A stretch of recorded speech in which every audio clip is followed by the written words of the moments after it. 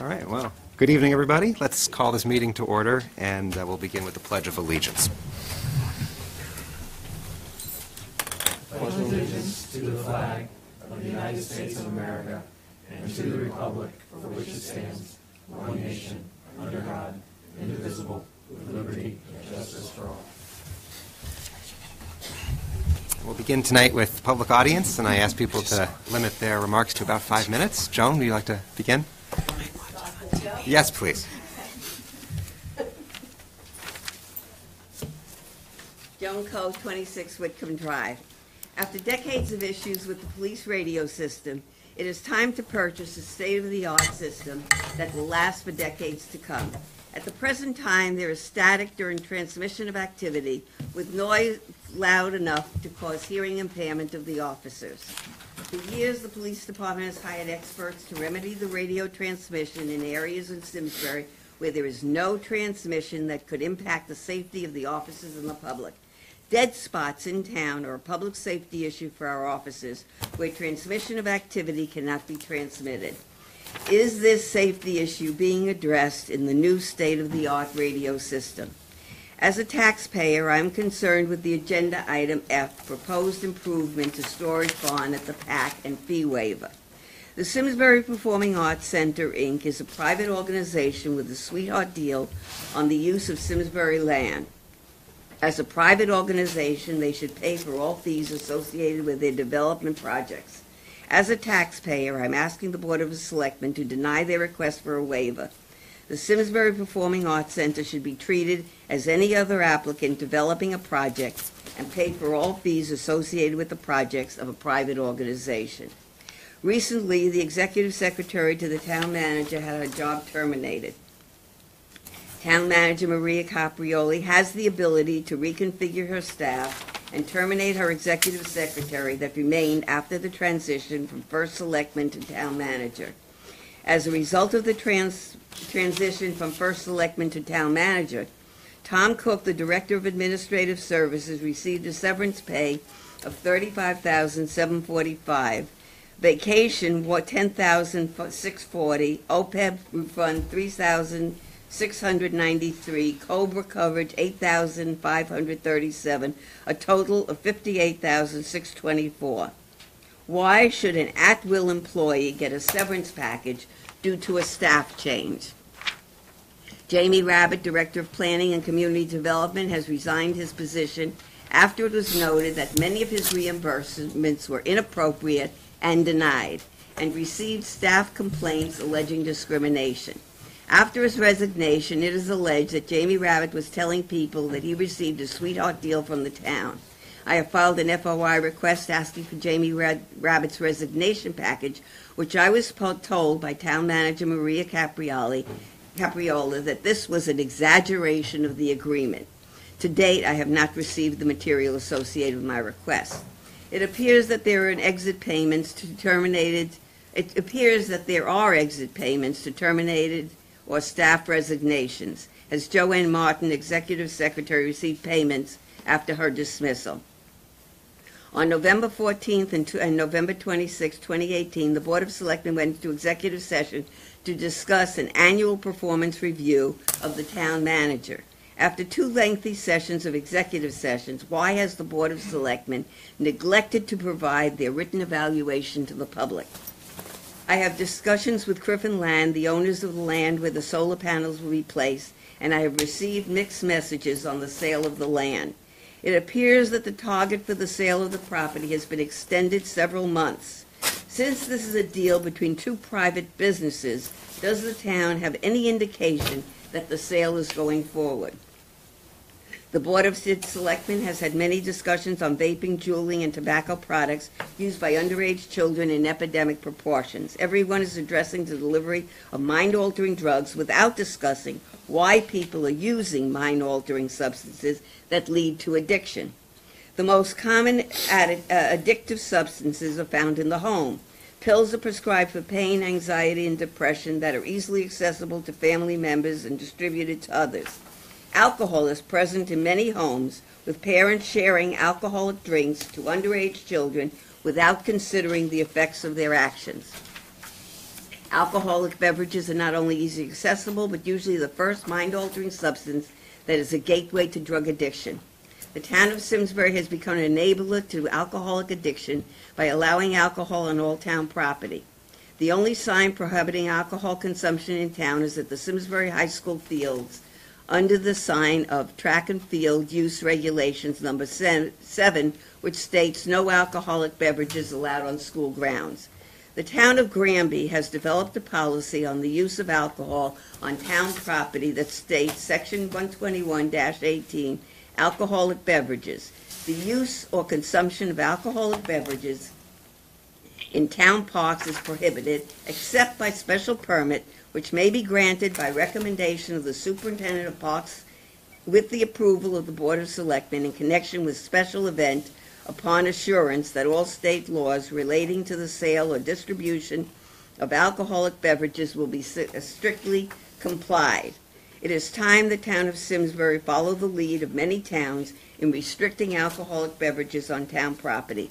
And all of my comments will be posted on Simsbury Patch, Twitter at Joan Co., and news feed on Facebook. Thank you for listening. Thank you, Joan. Who else would like to speak in public audience tonight? Yes. Susan.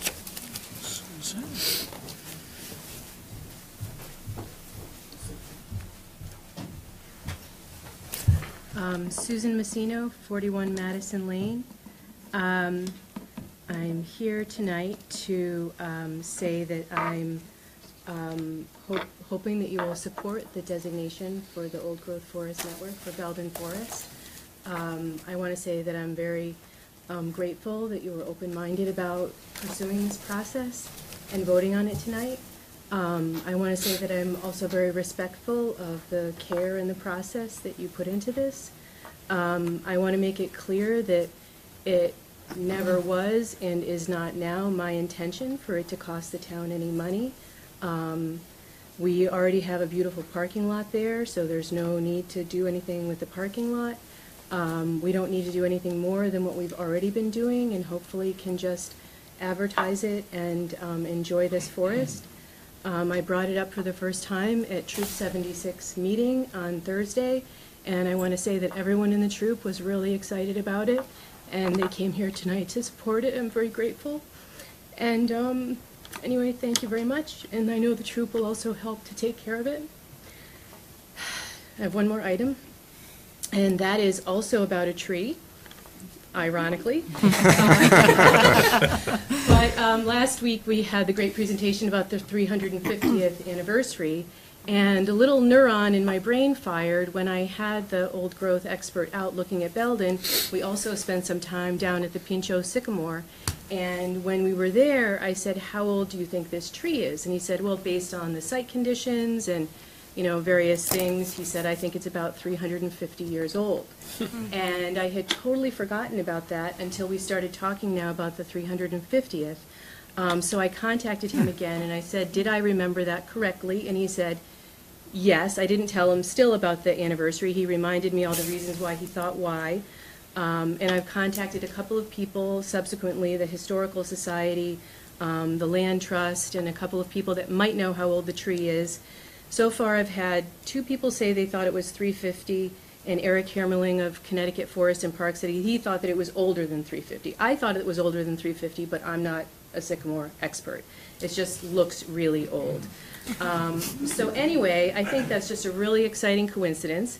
If you in the audience or anyone watching at home, which might be there, if you have any information about how old the Pinchot Sycamore actually is, you might be able to know from land records. They often put large trees on the property deeds, or maybe from historical literature.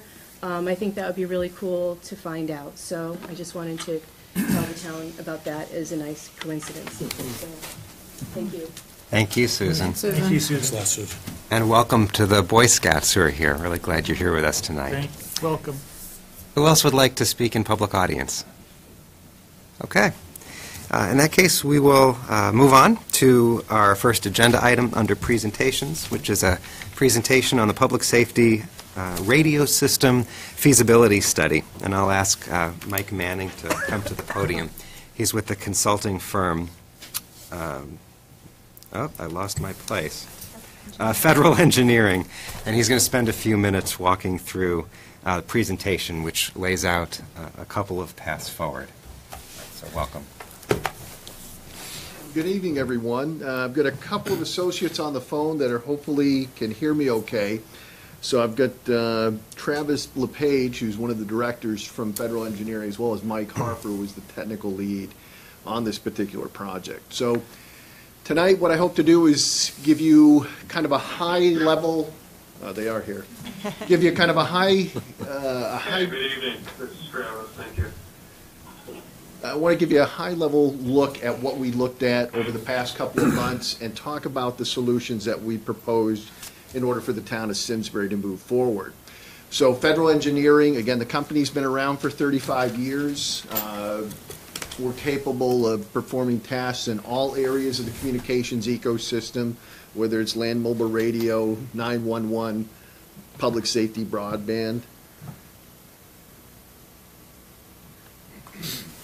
And in regards to what the town had asked for, basically the town's existing radio system faces several issues. One of which is users reporting unable to communicate from multiple areas within the town because of insufficient coverage. Now, what we found is that in the southern area of the town, as well as within many of the large buildings here in the community, there just aren't efficient or effective communications capabilities, leaving first responders as well as the public at risk. Other areas that we found out, both looking at the system's infrastructure as well as subscriber units. And by subscriber units, I mean things like portable radios and mobile radios that the first responders used to communicate.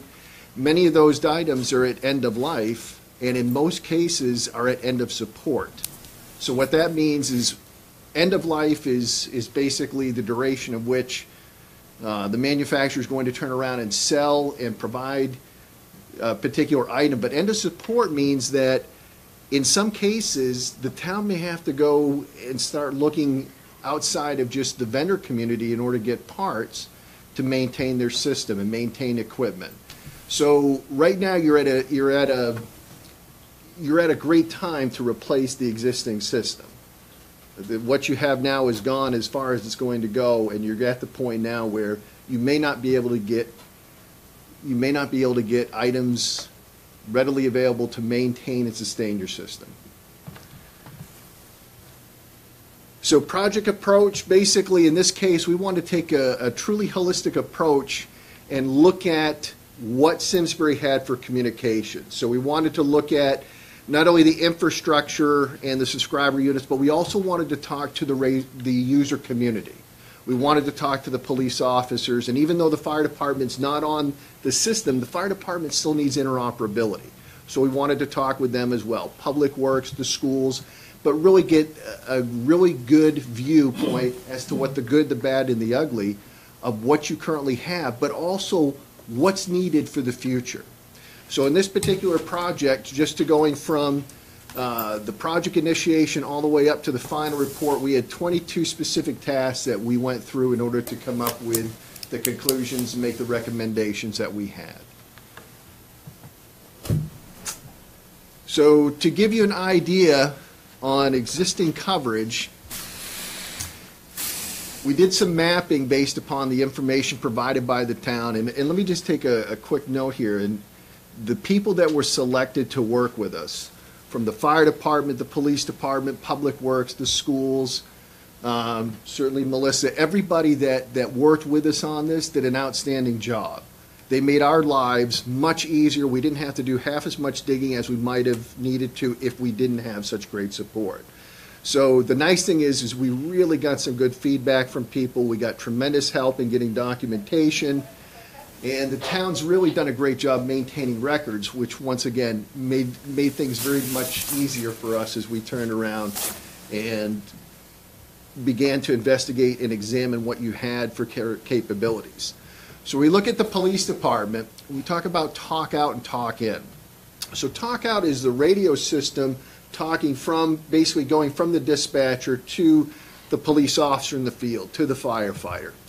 So coverage, estimated coverage right now, 96% talk out, talk in 99%, but that's mobile. That's when you're in the cruiser talking from a mobile, which has greater power than a handheld device, where a lot of the police officers, firefighters, and even people from the public works, when they're out in the field, they have to rely upon and depend upon those. Portable on street, 86% talk out, 89% talk in. Portable in light buildings. Light buildings, we're talking something like a residence. You can see a significant drop. Now we've got talk out at 60% and talk in at only 55%. Those are very telling numbers.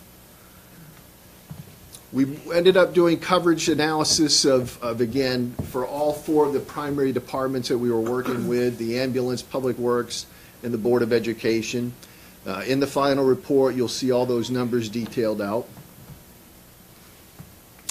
So to give you a kind of a visual, on this particular diagram, and this one is, and you have to forgive me because I don't have, thank you. It's horrible when you get old, right? So on talk out, so the system to the individual officers, anywhere that you can see green, you also have yellow and purple. Anywhere you can see yellow, you also have purple, and anywhere you see white, you have absolutely no coverage. So currently, this is what the police department has. So again, we talked about mobile coverage. That's what you have when you're in a vehicle. So anywhere in these areas where you can see purple, all they have are portable or mobile radio coverage. If they're outside of the car, they don't have portable radio coverage. Anywhere that you can see yellow, again, they have portable radio coverage on the street. Standing in the road, standing on a sidewalk, they can pick up a portable and they have the opportunity to communicate back with dispatch. And then anywhere where you can see green, they have the ability to talk with inside of a building, a light duty building. Now, again, I emphasize light duty building. You put them in something that's, you put them in something like a school, a hospital, a box store, and that doesn't mean that they're going to have communications just because they have communications in a light duty building. And then again, this is the officer's abilities to talk back to the dispatch center. One of the things I'm going to caution you about on these particular maps is these particular maps almost appear that you have a simulcast system. In other words, this particular map has all of your current transmitter sites and receive sites active. That's not the way your system currently works, okay? Dispatcher pushes a button, selects a particular tower, that's how it broadcasts. So the map also, when you have everything lit up, you're also going to have coverage that's going to overlap, okay? All right, so next. So there were two primary alternatives that we talked about with the town.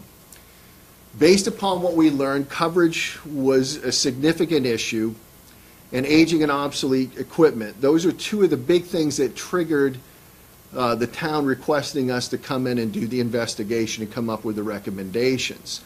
So the two alternatives were based upon replacing the town's existing system with a 4-site conventional system using UHF frequencies. And this particular system would be a simulcast system. In other words, everything would broadcast at the same time. You're going to have much better coverage that way. The second alternative is the town of Avon, which is a neighbor, is putting in a 700 megahertz trunked radio system and the opportunity to join on board that particular system as well. So those are the two primary systems that we looked at, or two primary alternatives. So based upon what one of the things we did, we had an interactive coverage workshop with members of the town. And we can plug and play with these particular workshops where we can turn around and we can say, okay, if we use these sites, this is what the coverage is going to look like. The town can also say, well, what if we put a site here, or the town owns property here, what would it look like if we put a site there? So we can, again, it's interactive, we can plug and play, and you can see on the fly what the coverage is going to look like. So based upon the alternatives that are detailed in the final reports, so alternative one is a UHF simulcast. It's a P25 or Project 25, so it's a digital system. And it's operating in a conventional mode, which means one channel, one conversation, so to speak. It's a 4-site configuration. Talk out, we're looking at about 99% for talk in and mobile. When we go to portable on street, again, it's 99 and 99. And then portable light building, talk out is 97, talk in is 90%. Significant increases by moving to that particular system. Alternative 2, which is to partner with the town of Avon. Again, mobile coverage is 99% across the board. We talk about portable and street, 99, 95% as far as talk in. 95% is an industry standard that we're going to shoot for. We want to shoot for a minimum of that with the town's system. And then portable light duty buildings, 90%, 97% talk out, 80% talk in. So that's what we found. We modeled the 2 alternatives that we detailed and provided to the town. Again, using similar graphics, we turn around and we wanted to turn around and show you what the police department's coverage would look like as far as talk out and talk in under both alternatives. So that, again, that's alternative 1. That's the 4-site simulcast system. And this is using Avon's particular system. Again, if you've got green, then that means you've got yellow and you've got purple. Cost. So cost comparisons.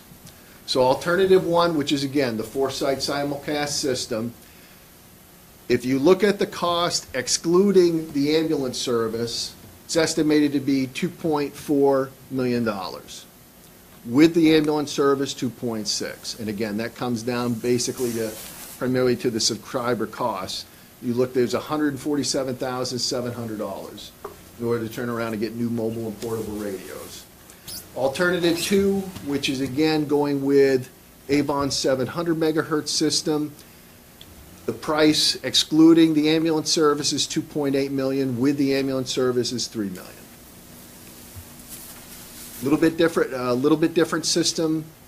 There's also a couple of things that would change as far as going from alternative 1 to alternative 2.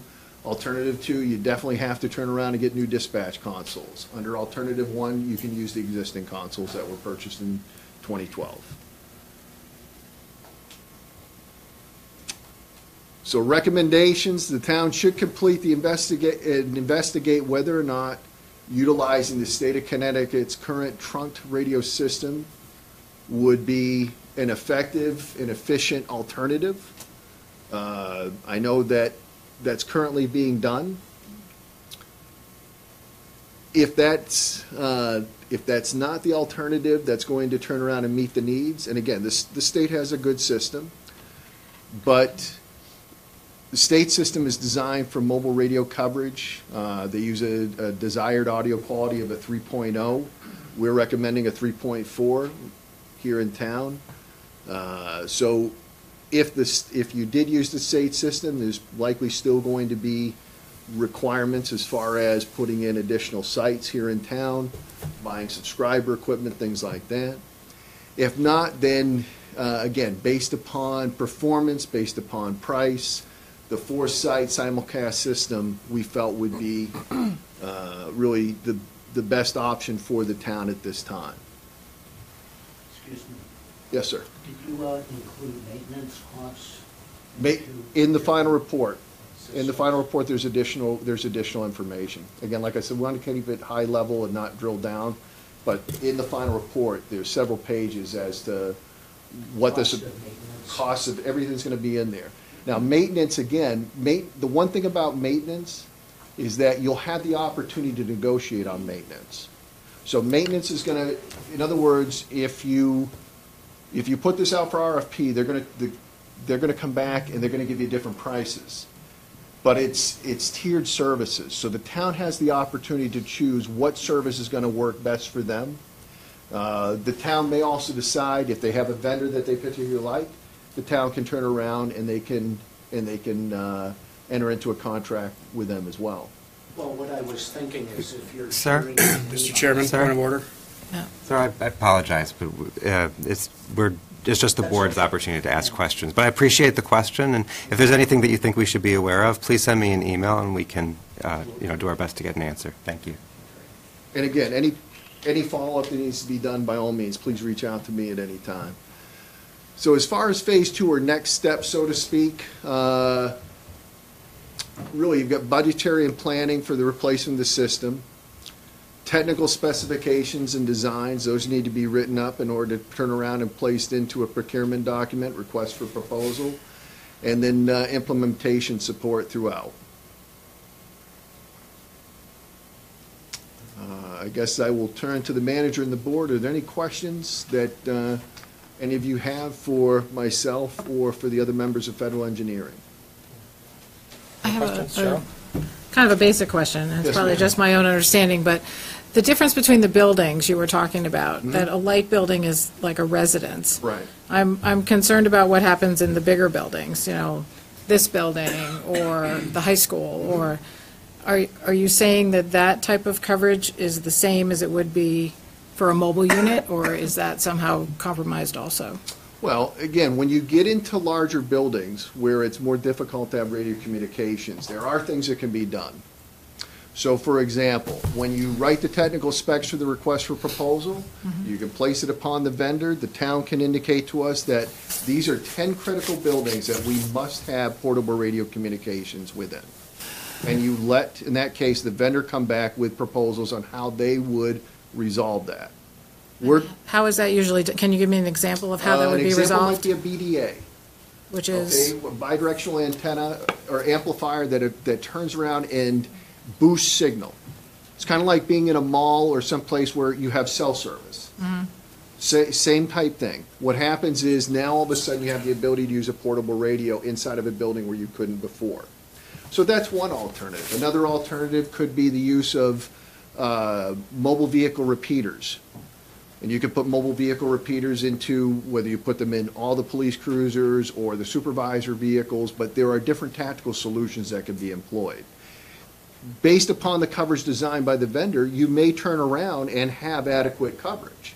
But if not, there are ways that you can turn around and increase coverage within those areas. I was just wondering if it was a physical piece of equipment that's going to be attached to a building. It could be. That's, It very well could be. If you have a building that you cannot, if it's too big and there's too much resistance to radio frequency energy, you may have to put something in. thank you. Questions? I'm sorry, go ahead, Chris. So two questions. Obviously, technology moves at paces and speeds that none of us can fathom any longer. So how future-proof are either of these systems? And if they're not, how long till we're back at this table answering the same exact question, which is incredibly important, but also I want to spend our money wisely. That's my first question around future-proofing and how long these are going to be good for. And the second one is, I'm not very familiar with the whole state project. So can somebody explain how far along we are with that project to getting its perspective to wrap into this presentation and the dynamics of the decision? Okay. So today's modern mission-critical radio systems, as long as you maintain them, getting 10, 15 years out of a system is not a problem.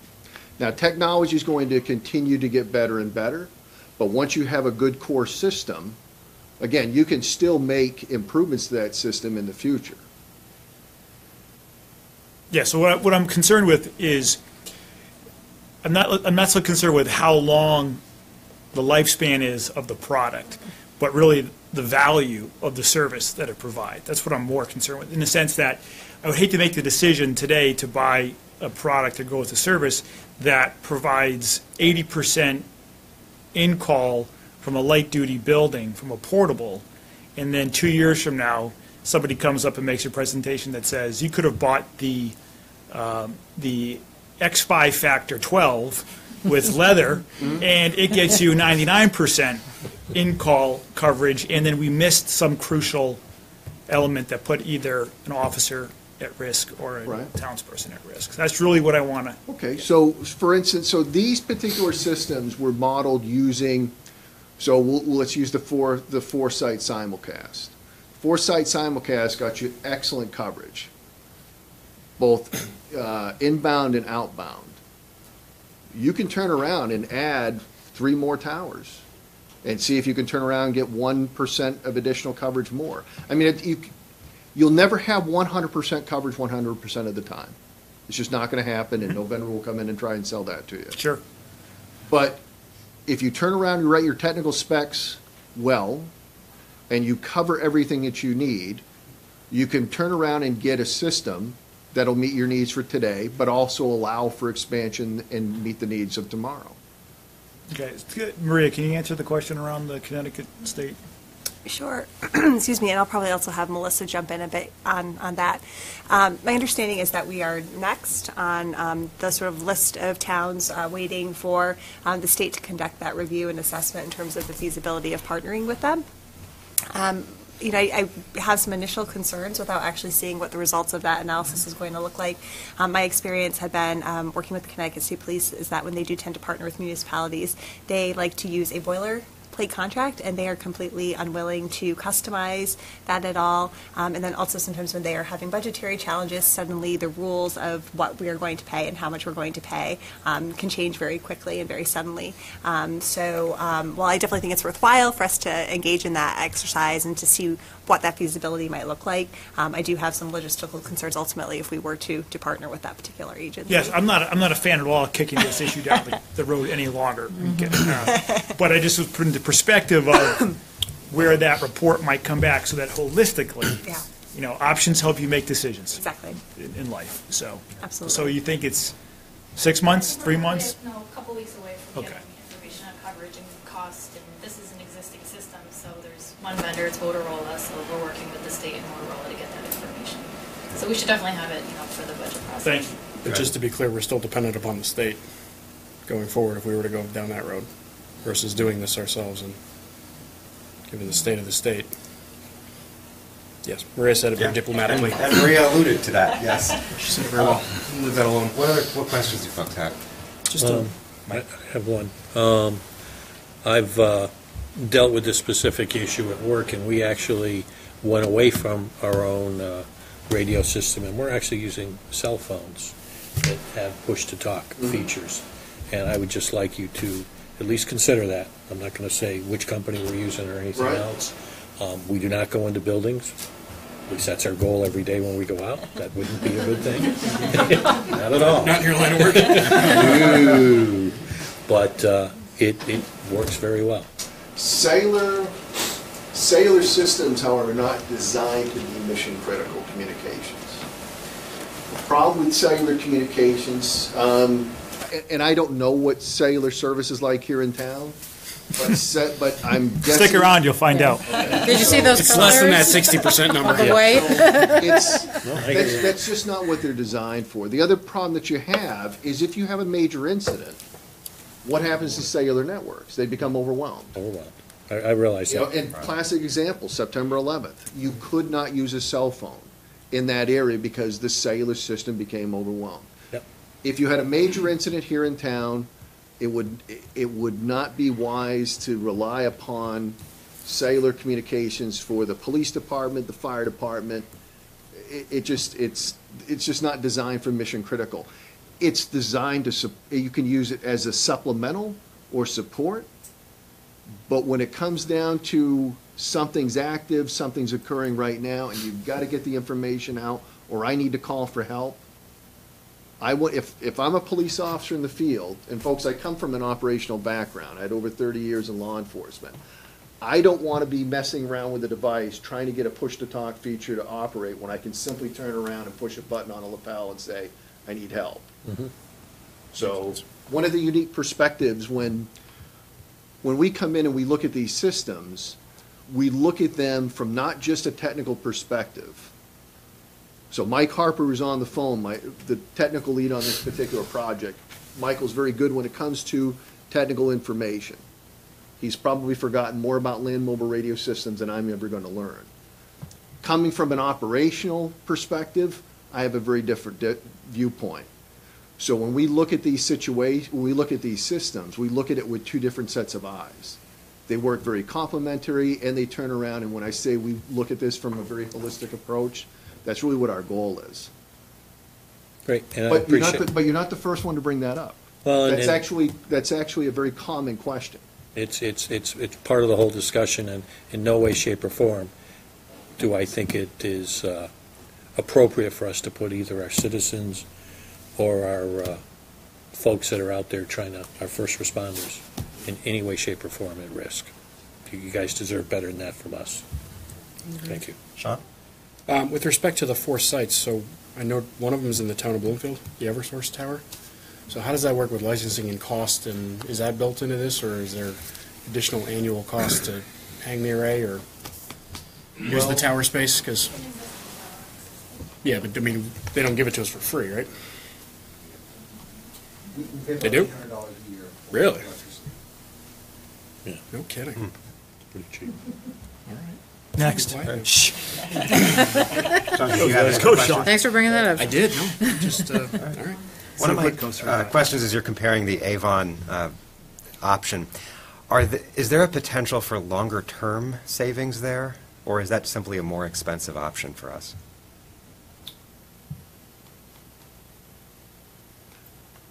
I think there are opportunities whenever you partner. I think there are opportunities that gives you greater bargaining position at times. So long-term, there may be opportunities, I say may, when it comes to things such as maintenance and sustainability. And Mike or Travis, if you have any thoughts on anything that's come up so far, by all means chime in. I have one other question. Yes, ma'am. Since you brought up the operational end of it, is there going to be retraining involved? Are we going to have a lot of reschooling? Maybe the chief could answer this. Or is it a system that our first responders are already familiar with that's just getting upgraded? So there will be training opportunities, but that's really tailored to what the town needs. So if you're moving to a device that has greater features and functionality, you want the officers, you want the folks using those devices to understand how they operate. You don't want somebody out on an ambulance call trying to figure out how to change zones. Oh, absolutely. So you have the opportunity to have user training. There'll be opportunities if the town elected to, or the town had to buy new consoles, there would be opportunities for training there. There'd be training if you wanted to have some people get some additional technical training. The vendors will provide whatever training the town requires. For an additional cost, or? They'll normally put that in as part of a proposal, but again, it's kind of an a la carte thing. You can select what you need and what you don't need. And again, we would work with the town, we would work with the chief, we would work with folks to decide. I mean, we would tell them what we've seen in the past, what we think if asked, and certainly, one of the things that our goal is to protect your interests when it comes to things like that. Sean? With respect to the shared system, what exposure do we have if Avon doesn't maintain their side at a level we would want to, or if they make changes? Is there any risk to us disagreeing with their maintenance schedule or their expansion or otherwise that puts us at either increased cost or potentially shortens the lifespan of that alternative? Because again, short of invading Avon, which obviously we won't do, we can't tell them what to do. So. No, but it depends on what the governance is in regards to the system.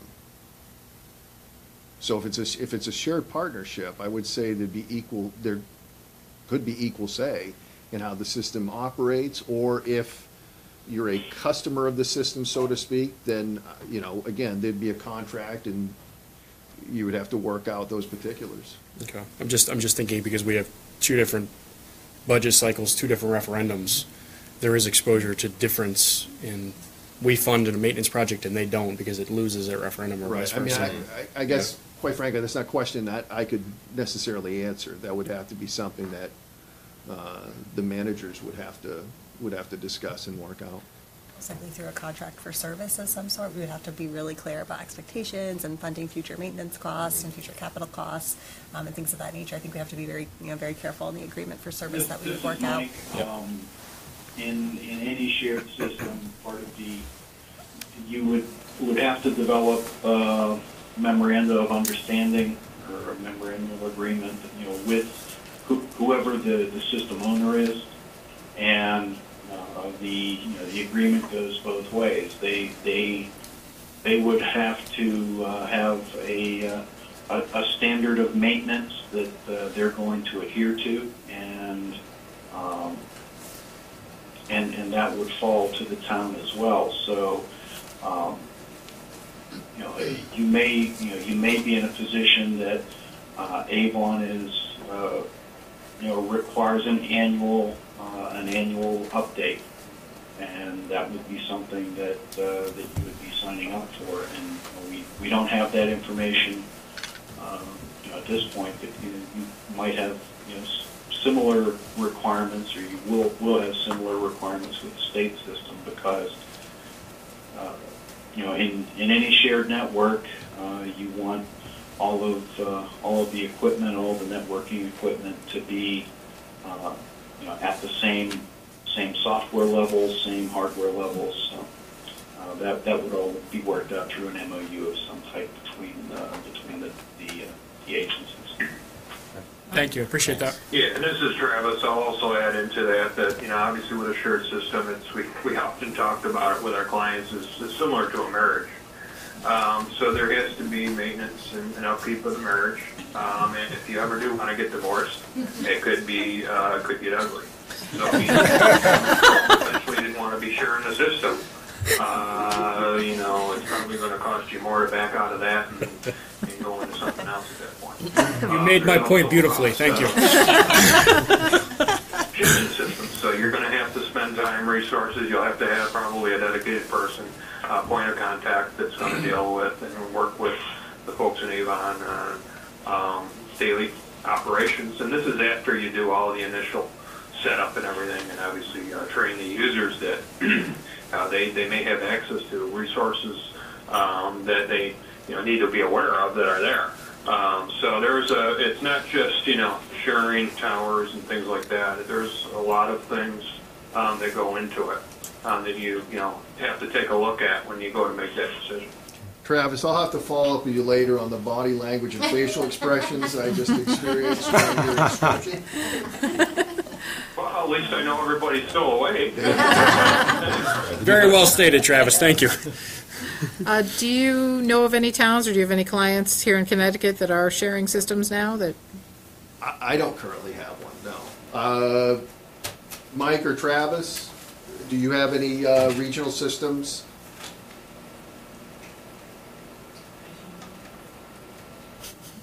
I've dealt with in Connecticut, no, but I mean we are talking with other. We're talking with other municipalities in the state about possibly sharing with the state. Mm-hmm. Mike, you have the state of New York. We've got several clients that are using regional and shared systems. Right, county systems, large county systems. Yeah. Yeah. But even in those cases, like a lot of the New York systems, I'm up in Syracuse. A lot of those systems, they're standalone systems, but they're just networked together at the microwave level. So they're still really operating in their own system, but they have access to the other systems, which is kind of different than a shared system. It's more shared system with roaming as opposed to right. Right. And typically, to be honest with you, there still are not very many jurisdictions, no matter where you go in the United States, that, to be honest with you, disciplines, police, fire, EMS, and other state and local agencies are at the point of agreement where they're willing to work together and they're willing to be on the same system. So we still see a lot of, I need to be on my own system, that's how it is, period. All right. It's basically what it boils down to still in most cases, unless there is, the only way, obviously I've seen it turn out differently if there's a high-level mandate that comes down and says you shall, be on the same system to share costs and to do these things, and then obviously they comply. But typically, the user preference we see is that they would prefer to have their own system. just operationally, I mean, as Mike explained, law enforcement operations are different than fire service operations. So Okay. there are different technologies that make those users most comfortable when they're in the time of need and out there in the field when they don't have moments and seconds to mess around with the radios. Are there other questions? Okay. Thank you. Thank you very much. Thank you. I So, appreciate it. just for the board's information, I'll stay around for the remainder of the meeting. So if any of the board members have any questions afterwards, any of the members of the audience have any questions afterwards, please come up and grab me, and I'd be happy to answer what I can. Thank you. Thank you, everyone. Thank you. Yeah, Maria? Great, thank you. I really wanted to thank Federal Engineering as well as our key staff members, especially Melissa, for their diligent work on getting this for us in advance of the upcoming budgeting season. We knew that this would be a very sizable investment for the community, and it will reach the threshold of needing to bond, but then also needing to put it on the ballot. And with an investment of this size, we felt that was very important to, again, get a pretty good number for budgeting purposes. And so for the upcoming budget, what you will see is a CNR request that will be to fund phase 2 of the study. And then in the second year of the capital plan, you'll see this particular project listed to actually do the actual infrastructure investment. But again, I just really want to thank them all and the chief as well for their work in getting this to us so we can adequately plan for it through our budgeting process. Thank you. Appreciate it. Well done. So we're going to move next to the first selectman's report and then the town manager's report. But I wanted to ask, because about 2/3 of our audience here is interested in a particular agenda item. Once we get to the selectmen actions, I want to see if there would be support of moving item G, which is the old growth forest, to item A, so that the Boy Scouts can have dinner tonight, should they choose. So moved. Is there a second? All in favor? Aye. Perfect. Okay, so I'm going to go to the first selectman's We get report. to go to dinner too? Say that Yeah. We again? get to go to dinner too? I was going to say, Sean's going to Eventually. expect I'd be dinner. happy to table the 2 reports for. All right. So I know that we shared this a couple of weeks ago, but I did want to reiterate a couple key dates in the budget process. We expect that the budget referendum will be May 14th at Henry James Middle School, and the next step will be the town manager's budget presentation to the Board of Selectmen at our second meeting in February, which is February 25th. I can't believe we're still talking about Christmas trees, but all waste customers can put their trees on the curb this week on their regular trash day. Aarp Tax Aide volunteers are providing free individual income tax filing assistance on Thursdays, February 7th through April 11th, and Tuesdays, March 5th through March 26th at the Simsbury Public Library. You need to make an appointment, and you can do so by calling the Senior Center. Walk-ins are not being accepted. The program is open to anyone who needs assistance, regardless of age, income, or what town you live in. Saturday, April 6th is the town's biannual Shred event. It's free for residents of Simsbury, and folks are invited to bring up to 3 grocery-sized bags per household. It'll take place right here at Town Hall, 9 a.m. to 1 p.m. If you were unable to join us for the town's annual Martin Luther King Jr. celebration, you can find the link on SCTV's website. The program will also be broadcast throughout the month of February on SCTV. UConn professor Joelle Murchison gave an excellent keynote address. I highly recommend folks watch it, and she did get a standing ovation, so it really was quite powerful. Finally, I'd like to congratulate Metro Bis. They will be having a grand reopening. That's scheduled for this Friday in their new location at 690 Hot Meadow Street, which is the historic Ensign House. So that's my report. Maria? Thank you. Thank you. A couple of items for you under Board of Selectmen business and under our communication section of the agenda. I do just want to remind you all that the Board of Finance continues their work on developing a capital budgeting policy. The most recent draft of that policy was included in your packet for your reference. The Board of Finance will be discussing that policy again at their February 19th meeting. So in advance of that meeting, if you have feedback that you want to send to me through email, or if you'd like to discuss some feedback this evening that we can then include and forward on to the Board of Finance, I'd be happy to do so on your behalf. Just let me know. Also, under the communication section, as you know, recently signed into law was the Tax Deferment Program for Federal Shutdown Affected Employees. So again, this is the ability for towns at the local level to establish a program that would allow federal employees that have been affected by the shutdown to defer their property tax payments under certain circumstances. Should you want to adopt that program, there was information in your packet this evening. You could simply adopt the resolution either by moving it to the Selectmen action section of your agenda, or simply we could tackle it under the communication section of the agenda. If you'd rather just discuss it this evening or take no action, that's fine as well. It is just a very quickly emerging issue that I wanted you all to be aware of and have information should you want to take action on it. Under departmental news and notes for Culture, Parks, and Recreation, summer job applications are now being accepted for camp, lifeguarding, and maintenance positions. We're accepting those applications February 1st through March 31st, and applications must be completed online, and that can be completed at our official website. We're also adding new programs all the time. Some of our new additions include paddle tennis, acting workshops, wellness seminars, and even a magic program. And so I'd encourage folks to check out our program offerings at simsburyrec.com. Our health district, the Farmington Valley Health District, has launched a new online monthly newsletter called Health Matters, and information regarding that is included in the report. Under Planning and Development, I'd like to congratulate Robin Newton for her recent promotion. She was recently promoted to the position of Assistant Town Planner. So, oh, there she is. Congratulations, Robin. She has been with us for a number of years now, has 16 years of experience in the land use profession. She holds numerous certifications, such as a certified zoning enforcement official, wetlands agent, and an aquifer protection municipal agent. She's currently the president of CASIO, which is the Connecticut Zoning Enforcement Officers Association. And I'm just really, really pleased at this promotion for Robin. Want to wish her well in her new role. And we are currently conducting a recruitment to fill the code compliance officer position, which was her most recently held position with the town. For the police department, we have recently hired a new officer, Patrick Gronsky. He was sworn in on December 27th, and he began the police academy on December 31st. PJ has his firefighter level 1 and level 2 certifications.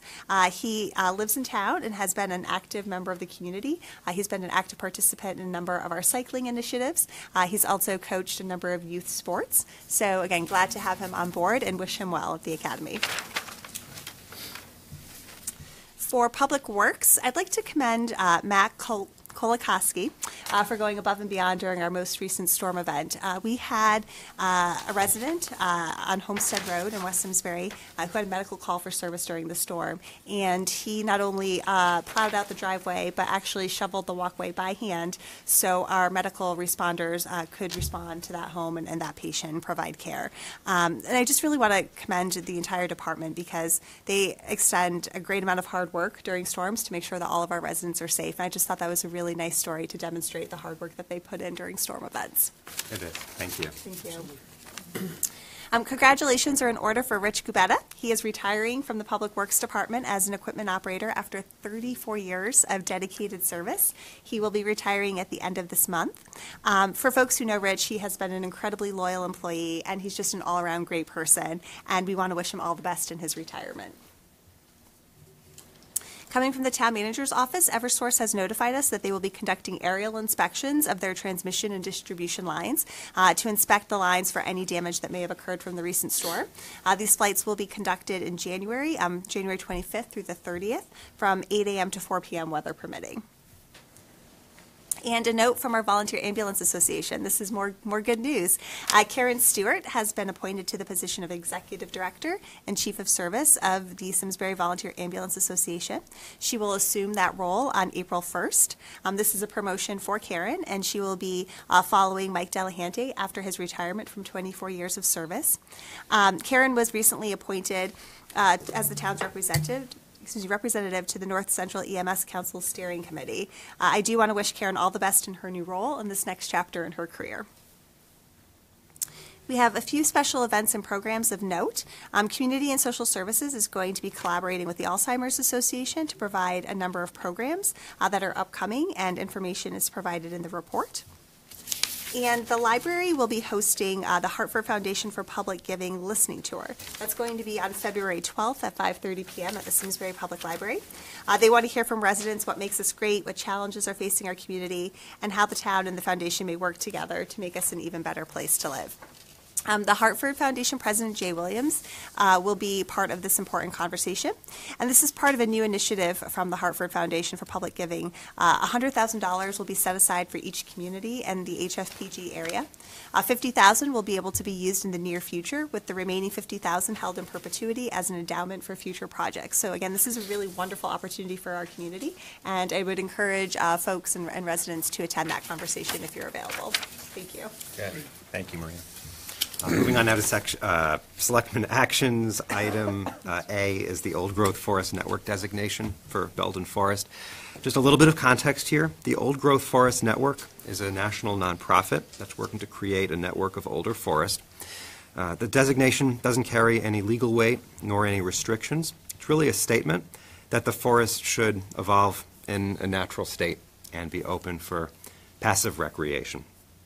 So at our last meeting, we referred this to the Conservation Commission. It came back with a positive referral with 4, they call them caveats, but I think they're items for consideration. And I just wanted to see if any board members wanted to discuss those or had thoughts. I appreciate their thoughts, but again, in the interest of passive recreation, I think some of the caveats might go against that in terms of proactive trail clearing or parking improvements, which, as Susan noted, we already have some pretty substantial parking and access there. And again, something we can certainly consider in the future, but I don't think should hold us up this evening on approving this designation. Yeah, and one of their recommendations was around improved signage. And I know that there are folks in the audience who, in the future, may be doing Eagle Scout projects, and that could be a phenomenal option. So just to keep that in mind. Any other discussion on this? Is there a motion effective January 28th, 2019, to authorize Town Manager Maria Capriola to sign application materials to include Belden Forest in the Old Growth Forest Network and to execute the Old Growth Forest Network's memorandum of agreement should our application be accepted? So moved. Second. No, you already have. Chris can have it.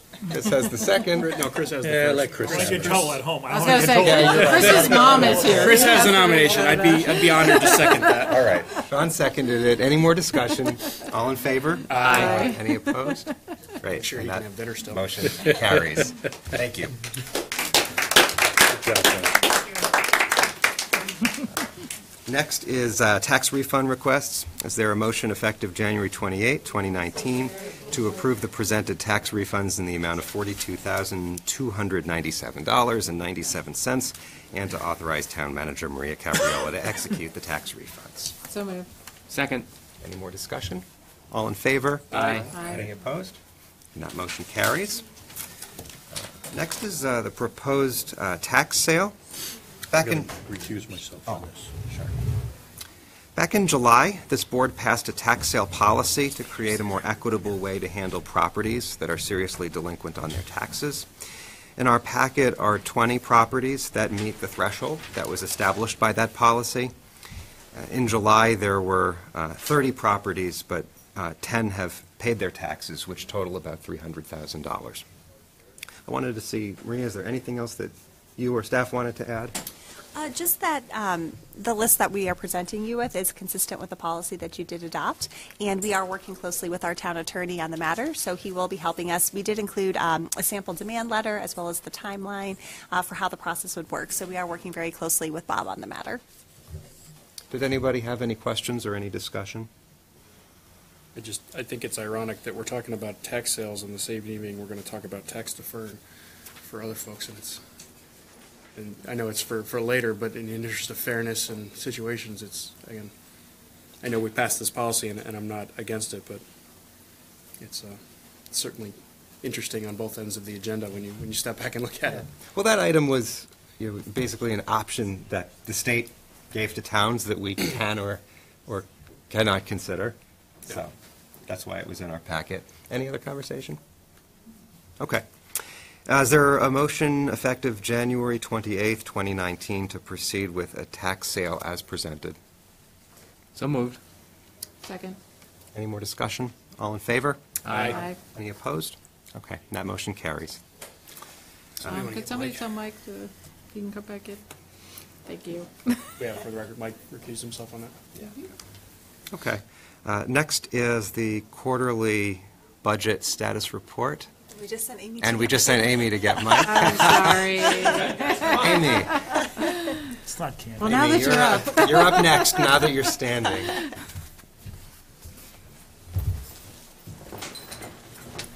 This is going to be the favorite part of my day.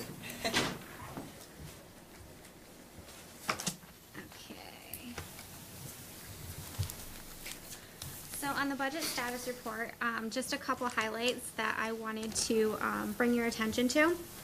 So the first one that was not on the previous budget status report was the fee reimbursement.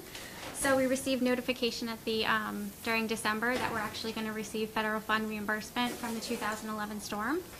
We're going to get about $119,000 reimbursement from the funds we used during that storm.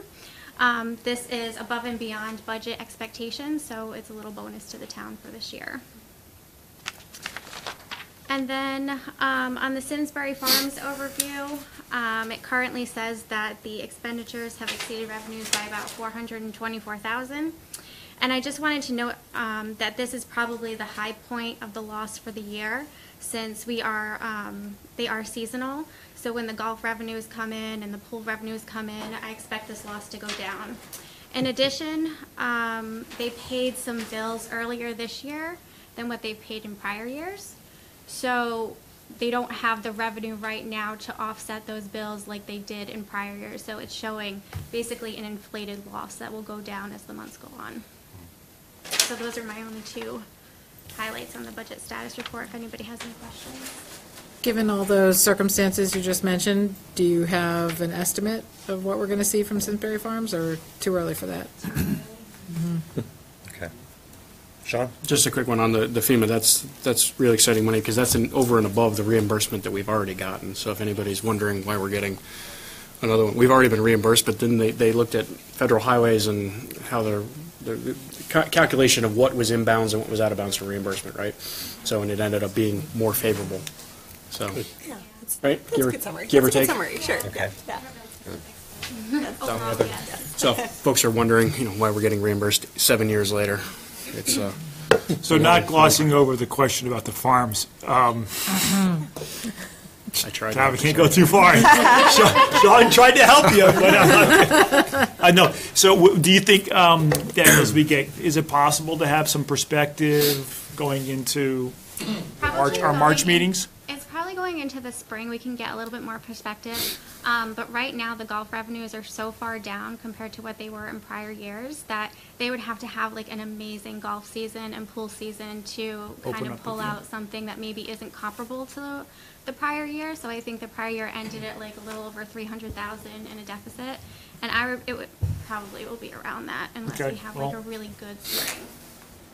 That's an estimate. That's a Well, forecast. It is. Okay. I don't like to commit to anything non-committal, because then I don't want you to hold me to it when it comes in higher at the end of the year. But That would be a good the estimate comes in higher. I thought you meant the revenue's higher. You guys can't predict the weather, though, so, and we understand that, right? The first half of the year was about 70,000 off in golf. I mean, it's weather. I mean, Yeah. we all know, we all saw the rain coming down, and the whole market was down in this area, actually across the country. Being the fourth wettest season we had, that's been on record. We are doing some things to try to mitigate that going forward. Make it up. But I'm not asking for the. I was just curious about just going into the March meeting, just a perspective, and you said we're probably going to be in line with the prior. We're not going to know. Answer. We're not going to know until the pool passes start getting purchased, and they don't get purchased till beyond that, right? And the season passes, right? that's why I'm here tonight. So we can Yeah, we got to set the rates. but that's my non-committal estimate. Okay. Maria, were you going to add something? Yeah, I do also just want to let folks know that we are still actively working on the analysis of the Special Revenue Fund, the systemic losses, how that's structured, pulling together benchmarking data. We're going to bring to you as well as the Board of Finance and Culture, Parks, and Recreation, a report that will have our findings as well as a series of recommendations, again, with the hope that there will be a small work group of those three entities to really take a look at the recommendations that we're presenting and offering. I think it's going to be a combination of factors such as really taking a hard look at the community use expenditures right now that the revenue fund is paying for. So essentially what we have definitely determined is that we definitely have program participants and their revenues are really subsidizing community use expenditures. So things like the public building, right now the general fund is not supporting. So we'll point out some of those issues, looking at things such as staffing and a number of other issues. So we will be bringing that to you hopefully in the very near future. So that would be a work group, would be looking at those? That would be my suggestion, is that some crossover between Board of Finance and this board and Culture, Parks, and Recreation get together with us so we can really dig into the findings and the recommendations and come up with sort of a long-term plan and a course correction for how we can make that fund more sustainable. Great. I'm really looking forward to seeing that. Thank you. Thanks. Any other questions for Amy on this topic? Okay, well, next is the results of the audit that was recently completed. We're so excited to receive. Not too many highlights on this as far as the audit. The clean opinion, we did receive a clean opinion. The general fund results are consistent and in line with what was presented back in October, I believe, as far as year-end results go. I don't know if anybody had anything specifically on the management comments, but I do have one thing to add to the management comments. This was something that the auditors brought to the attention of the Board of Finance, so I'm going to bring it to your attention. It is not included in the management comments, and I'll tell you why. So we had one department that was submitting some of their payment vouchers without any supporting documentation, so no invoices, no request for payment, just this is what we need and this is where you pay it to. And then we also had a situation where a director was having a payment request sent in directly to that person. So the director was making a request for, say, $200 to go back to the director directly. Again, no supporting documentation, and these things were being paid out. So early on when I started here, I found it, and all of that ceased. The payments directly to the director were petty cash payments, so they were using that money as petty cash. So we set up a proper petty cash fund, so now everything is being tracked, everything is being reconciled, and there is a system in place to review what the money is being spent on. And then as far as the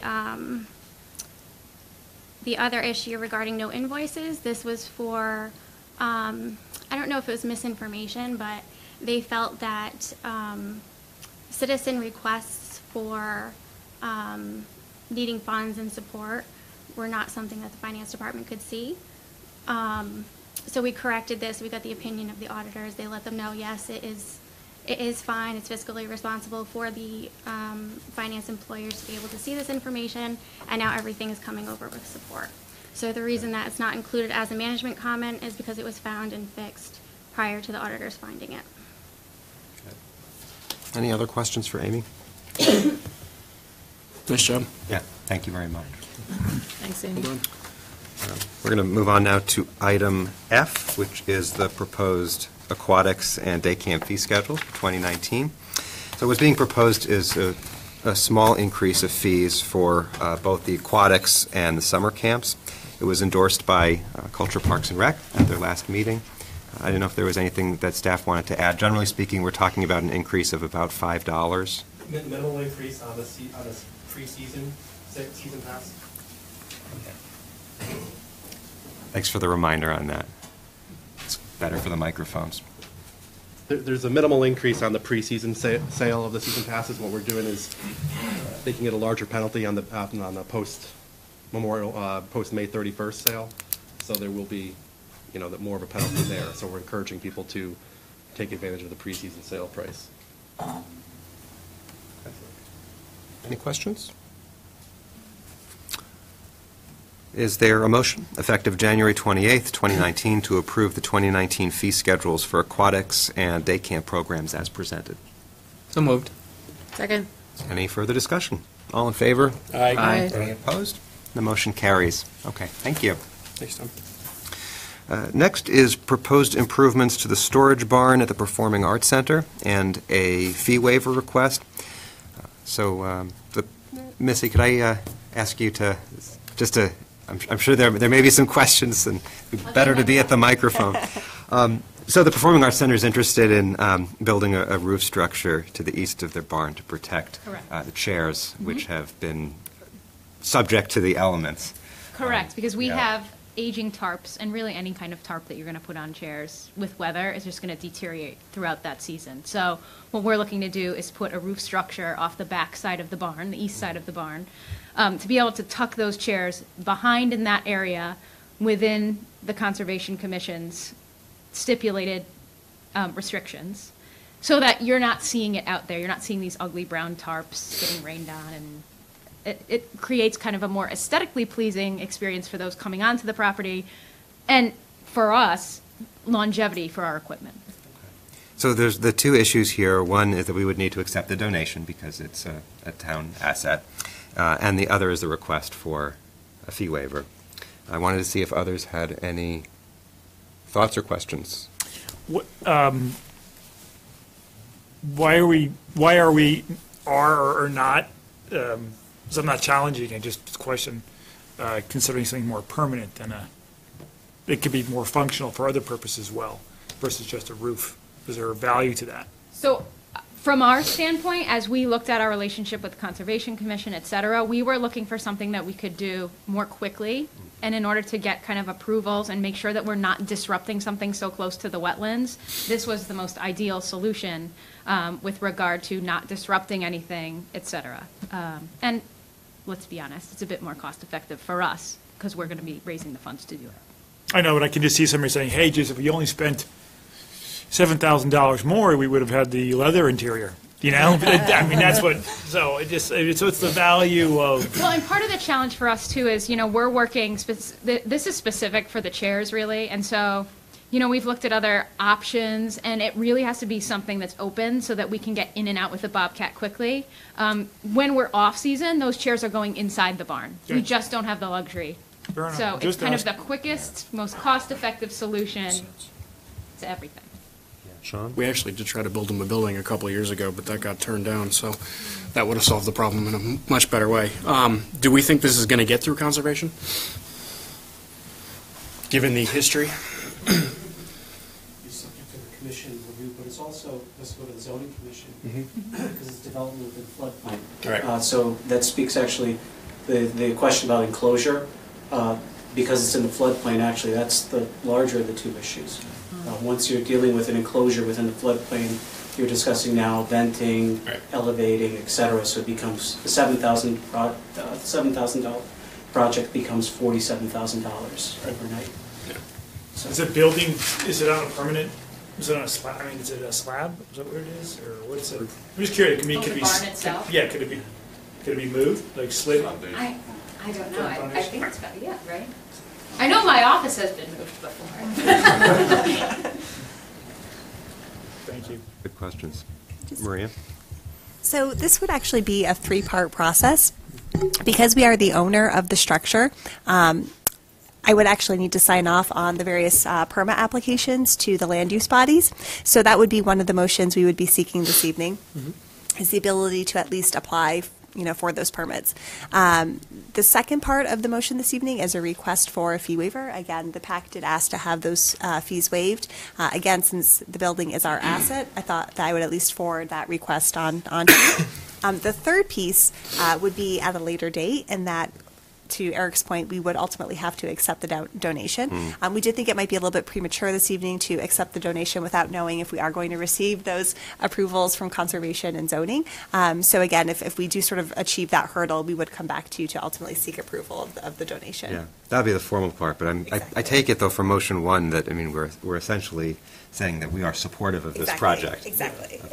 Thank you, yes. And what are the total fees? I'm sure you put it in here. It's in the hundreds of dollars. Just for the public's Yeah. information, so they know what we're talking about. The local fees are, yes, $533. That would be waived. The $121 are state fees that we would not be able to waive as part of the permitting process. So but the total we're waiving is $500. $533, correct. So Actually on ourselves. I was going to say, it's going to be our asset, and it's essentially our application. I know a third party is proposing building it, but we're essentially waiving the fees on ourselves. That's right. Just so we know that. Thanks for that Okay. clarification. That's helpful. Mhm. Any other discussion? Okay. Is there a motion effective January 28th, 2019, to authorize the town manager to sign applications related to the proposed roof structure addition to the Simsbury Performing Arts Center barn on behalf of the town of Simsbury? So moved. Second. Chris, any more discussion? All in favor? Aye. Aye. Any opposed? The motion carries. Next, is there a motion effective January 28th, 2019, to approve the request for the fee waivers corresponding to the proposed roof structure addition to the Simsbury Performing Arts Center barn, subject to design approval by land use commissions? So moved. Second. Any further discussion? All in favor? Aye. Any opposed? Okay, and that motion carries. Thank you very much. Thank you. Good luck. Next is the discussion on the tax abatement for volunteer firefighters and ambulance personnel work group. A little bit of background on this. The fire district has requested an update to the current tax abatement. If the board establishes a work group to review this, the proposal is the group would be tasked with reviewing the fire district's proposed changes, as well as exploring other possible updates to the current ordinance. I wanted to see if there was anything that you want to add, or Maria? I can just add, Okay. I'm Kevin Kowalski. And actually, there's one situation here where there was an oversight in the ordinance the last time we changed it. I believe it was in 2016. This ordinance, by the way, for everyone that don't have a really big background on the ordinance itself, as you know, the state gave enabling statute the allowance for the town to enter into an agreement to have a tax abatement. We set the standards way back, probably over 10 years from now, to give it based on a scale, $200, $400, $500, etc., to $1,000, which was the maximum at the time. At that point, we had parameters in which we established folks. It increased our run rates, increased our retention, and sustainability. Worked out well. Then what we did was we added, approximately 3 years later, when people retired after 25 years, then we extended that ability to allow them to continue with the abatement. Basically what we're saying is you gave us arguably at the prevailing wage $1.5 million worth of service to the community. So we'll allow you to get $1,000 a year while you're there in the house. And that was the intent, and that's what we've been working with. And it was unanimously voted in as a positive move. Then 2 years ago, in 2016, we made a change from doing a graduated 2, 4, 6, 8, 10 to a flat 500, 1,000. It was a lot easier for everyone to process everything, and the fact of the matter is, I'm not sure if you're aware of it or not, but the federal government taxes that.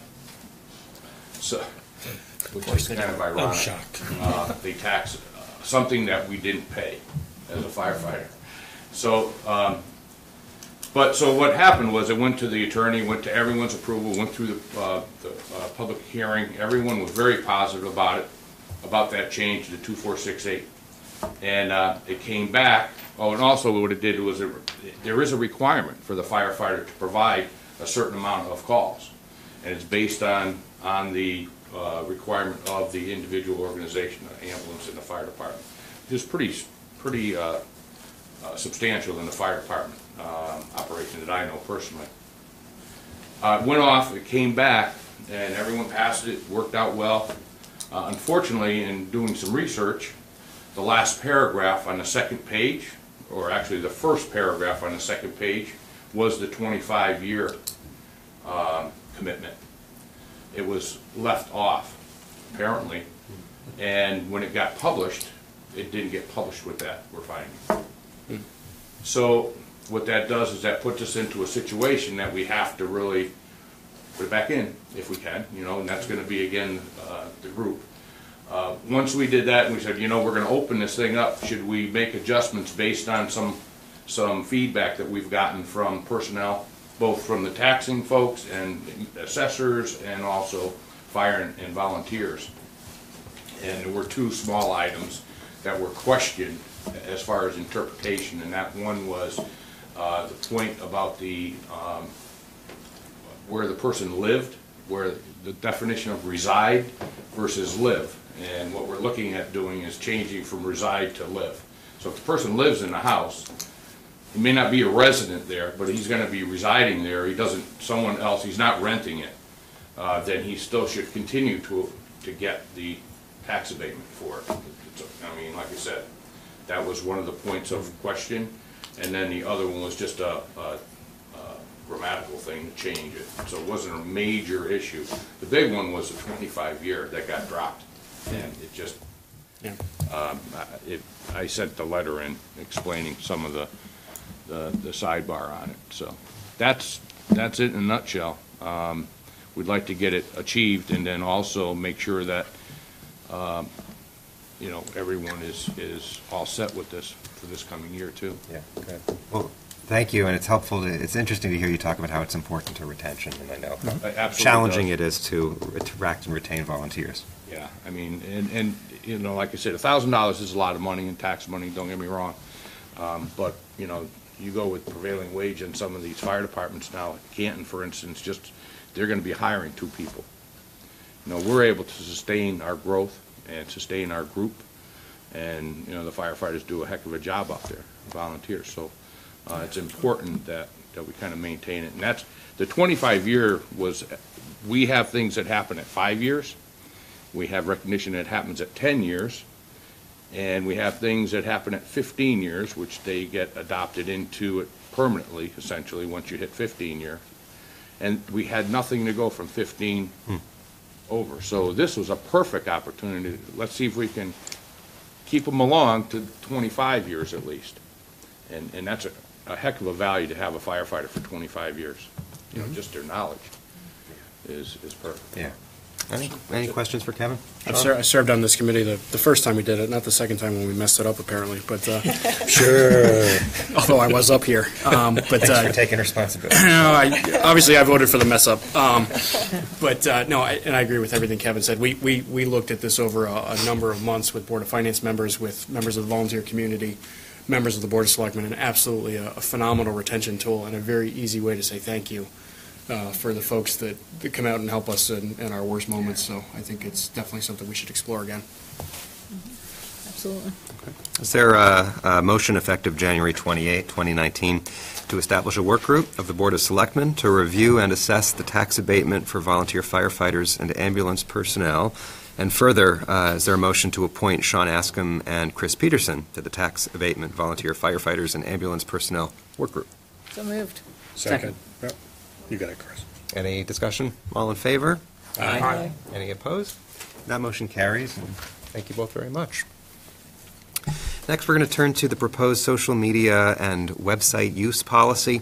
So this, the need for a policy originally came out of discussions at the Economic Development Work Group, and since then, staff has been working on a policy that's already been reviewed by that work group. It's been reviewed by the Personnel Subcommittee, and now there is a desire to send it to the Technology Task Force, as well as the various boards and commissions, elected and non-elected, that have a social media and website presence for any feedback that they might have before it hopefully finally comes back to us.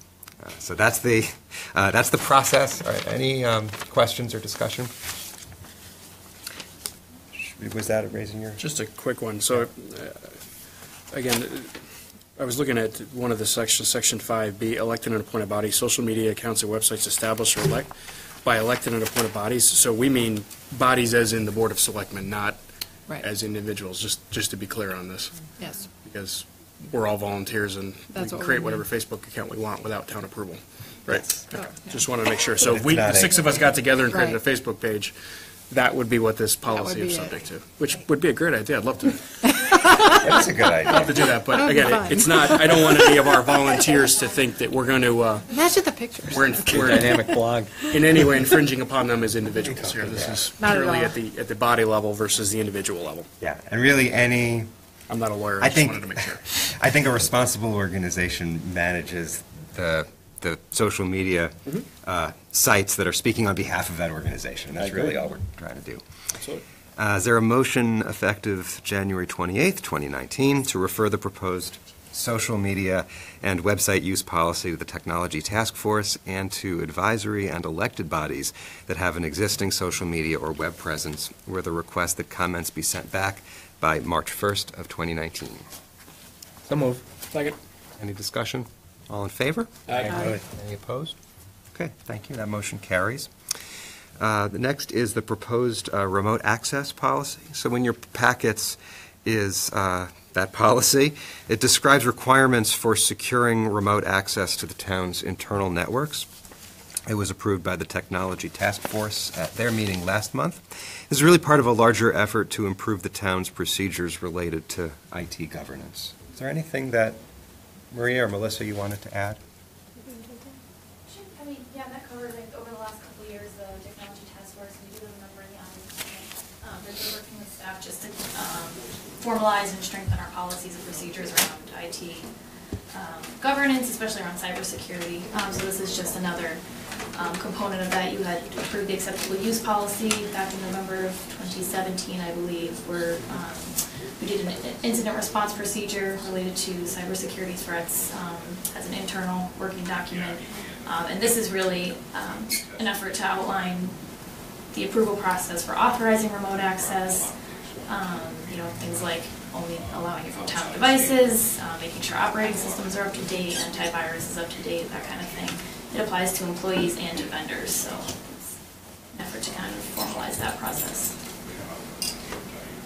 Great. Any questions, Mike? Question, kind of a nudgy thing. Second paragraph, last sentence, it talks about remote access rights may be canceled at any time by the town manager for any reason or no reason at her sole discretion.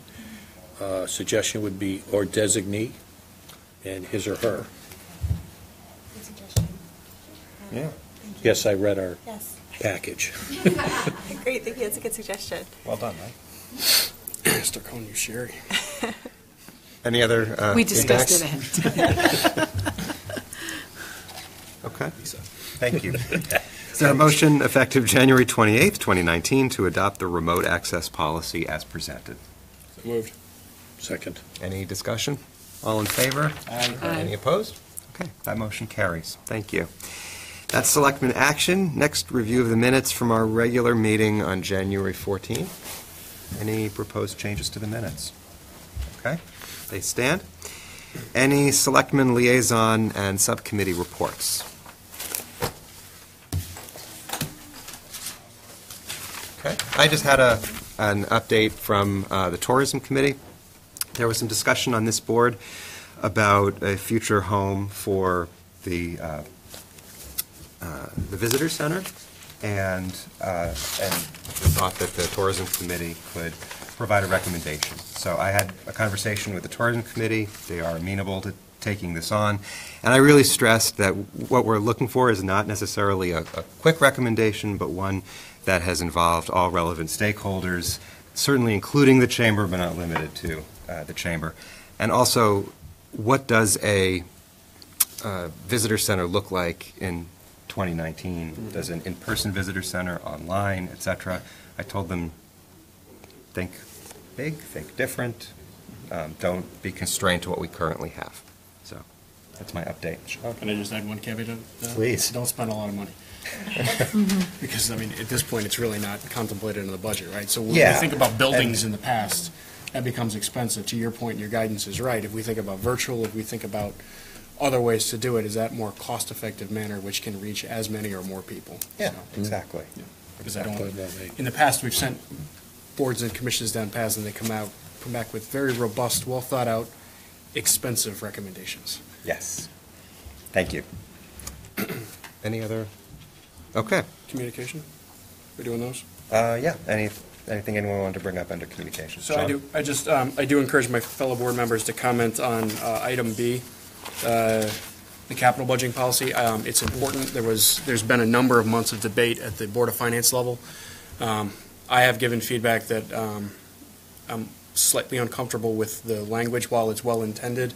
One of the paragraphs indicates that the Board of Selectmen doesn't appear to have any role in unnecessary or unbudgeted, I forget the term, what is it? It's unanticipated needs. And the word unanticipated makes me uncomfortable because unanticipated can be loosely interpreted as, well, now we need a truck and we can spend it. And I'm not suggesting anybody on town staff would do it, but emergency and unanticipated to me are two very different things. So my feedback is that I think that language needs to be cleaned up. I also don't think the Board of Finance can unilaterally cut us out of approval mechanisms either. So I have some questions about that as well. Yeah, from a process perspective, I wanted to see if folks were comfortable or if we would propose anything different. Well, what is the end game with this? I mean, is this going to come back to us for approval? Or because CNR is a policy that comes from the Board of Selectmen, and CNR budget proposals come from us to the Board of Finance, not the other way.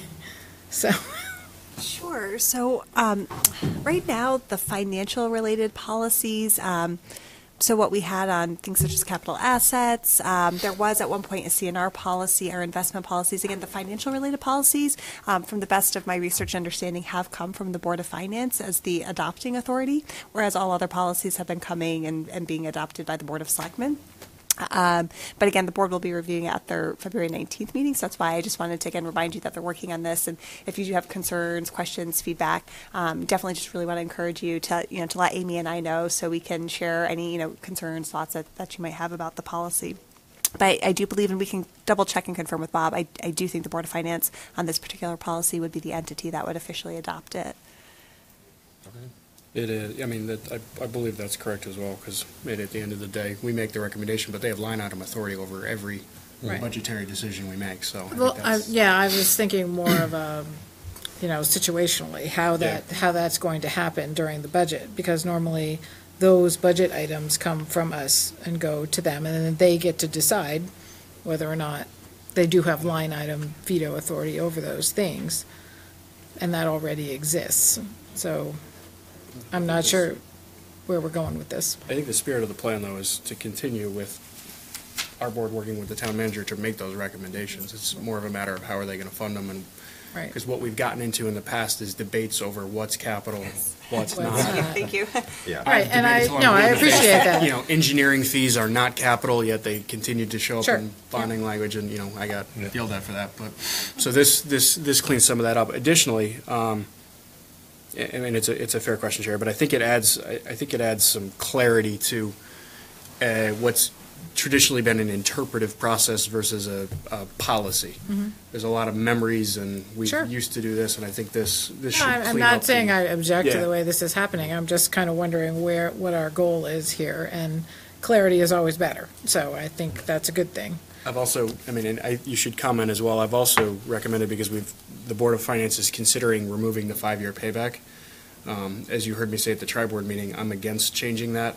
I think there's a way to change that to continue to hold both this body and the Board of Finance accountable for appropriate levels of capital expenditures. And I've always been comfortable with the 5-year payback. It's not the only way to do it. Amy and Maria have some good suggestions on how we might do that. But that policy was instituted for a reason, because there was a tendency in tough years to make questionable decisions on things like buses and police cars and plow trucks, and then it would put us into a rough position in the future. We have to buy those items. Yeah. It's irresponsible for us not to buy those items, and they're easy to cut on a year-to-year basis, but they catch up to you. So we've had a good tradition of fiscal responsibility because we take care of our assets, and we save money because we do so. So I've encouraged language to continue to stay in there that holds both our boards accountable from that. The only other feedback I have is in the, and I forgot this before, I'm sorry, but in the definitions guidelines, I believe the Planning Commission has to sign off on the 6-year plan as well per charter. Yeah. So we should probably just dump that in there so there's no confusion. Yeah, I was going to mention that. That's a key piece that has to be done prior to it finally going to the citizens to approve. Thank you. That's a good suggestion. Anything else under communications? Okay, is there a motion to adjourn? So moved. Second. All in favor? Aye. No executive session? First one in 6 months, right? No executive session? Yeah. Oh, no. No meeting about, no meeting about not a meeting about. Oh, no.